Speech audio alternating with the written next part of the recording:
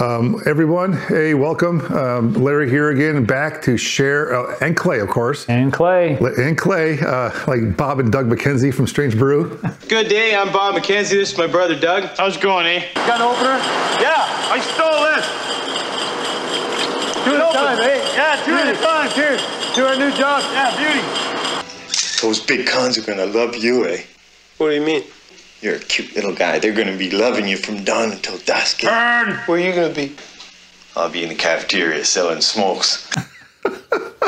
We're actually here, we're actually drinking that beer that we brewed in that Nostalgia Brew video I did a couple videos or more ago, where I used my cooler-based system and a KRIMS process to kind of mimic what a brewezy would do. You remember that video, right?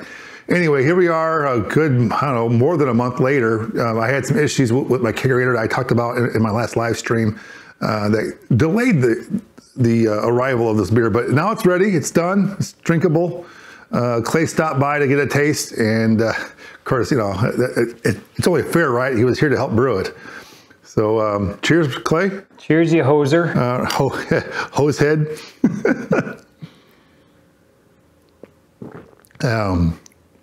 This is a pretty good beer. Really? Shout out to Craig too. Oh.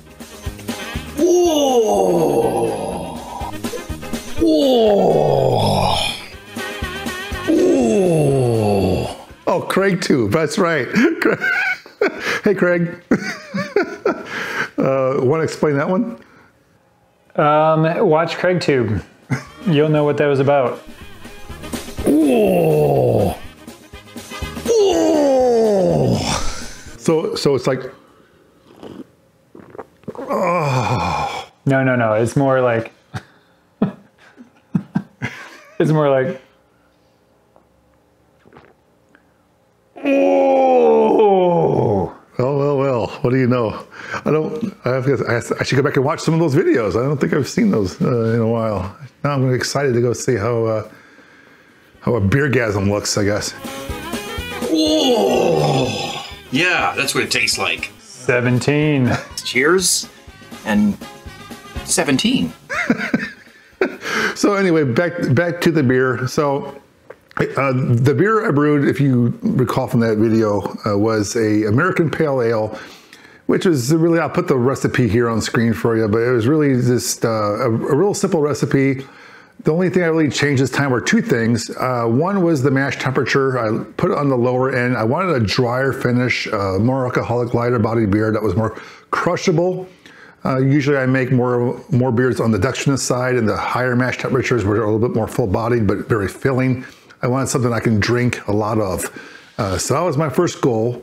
And then the other thing I changed was the hops, right? We use these Idaho hops, Idaho 7 hops. Idaho 7. Never used them before. They've been around for several years now, I guess, but I never bought them before.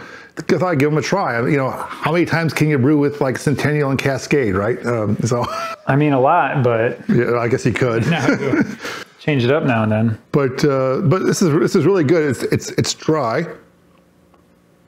I mean, I think the final gravity was about, well, I'll have to check my my records, but I think 1.006 or 7. That's actually much drier than my usual beers, which are around 1.010. So I don't know if that was a real read. I mean, I did use my Easy Dens to like make the reading, and it did seem to be accurate. Maybe some of the carbonation that I couldn't get out of there may have skewed that result maybe on the lower side. But anyway, I don't know. It's dry, it tastes dry. It's dry, it's very crisp. Very... it cleared very well too. Yeah, very clear and crisp. Perfect for the upcoming summer. Yeah, this is like a good lawnmower beer. If you were to brew a pale ale as a lawnmower beer, I would drink this one. Yeah, I can taste that maybe the propane went out on the boil, but you immediately got the propane going again. All right, that's okay. So yeah, so that's it's a flavor that I'm getting. It's a flavor. It's like it's the flame out from the gas burner contributed to the Yes. So in that old video, you will see that we ran out of gas, which is what part of the experience of brewing on gas again. You get to run out of it again after going electric brewing for a few years. It It was interesting to go back to the whole crap. I'm out of gas days. I actually had an extra tank though, so that worked out. It worked out. Yeah. So I'll put the recipe down into the video description like I normally do. I'll put an Excel spreadsheet with my brewing software kind of spreadsheet thing, as well as a PDF printout for you guys. It turned out pretty well. I will definitely do this again. And again, this is a reminder, I've kind of been getting away from the IPAs, the super bitter, super hoppy. In fact, I'm trying to go for more of a balanced beer, and I think I hit it with this one, I think. Yeah. For a pale ale, for the balance, it's not superly hoppy. Just keep staring at it. You just keep staring. Keep looking at the bubbles. And the bubbles as it fizzes. It's wonderful. So excellent. Well, hey. So with your fermentation with this, didn't something go wrong with your temperature control a little bit? Oh no, it was the fermentation was a little probably on the lower end because I think it's been cold in this winter in my garage, right? So I have my little heat pad, my fridge turned fermentation chamber, and I think the actual temperature, the real temperature of the fermentation was probably a couple, maybe 2 to 3 degrees lower than I thought it was. So I think it fermented on the cooler side. So it took about 2.5 weeks to finish fermenting, not just about a week and a half like it normally would. But I don't know if that helped with the clarification. Who knows? All I know is that it was late getting into the keg. And of course, I mentioned before, my kegerator died. So I had to wait to swap out things around to get a kegerator working again. So, but we made it. So cheers, Clay. Cheers, Larry. Thanks for coming by, man. Excellent beer. Cheers, y'all. Prost. Skol. Ostrovia. All the other greetings you can think of. Any others? No? It's good enough for me. Sayonara. Sayonara. See y'all. I don't know why I did it. Hoser. You're a hose head? Hose head. I gotta watch that movie now.